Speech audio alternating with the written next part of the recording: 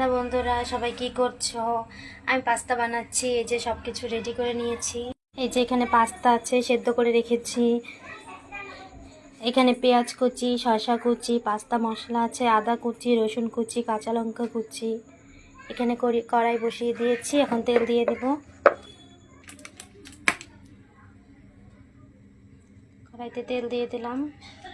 কড়াই গরম হয়ে গেছে, এখন একে একে রসুন কুচি, আদা কুচি, লঙ্কা কুচি, পেঁয়াজ কুচি দিয়ে দিলাম। নাড়াচাড়া করে নেবো, লাল লাল করে ভেজে নেবো। পেঁয়াজটা ভাজা হয়ে গেছে, এখন একে একে পাস্তাগুলো দিয়ে দেবো। পাস্তাগুলো দিয়ে দিয়েছি, এখন ভালো করে ভেজে নেব। একটু ভাজা হোক, পরে মশলাগুলো দেবো। লবণ দিয়ে দিলাম, পাস্তা মশলাটা দিয়ে দিলাম। এখন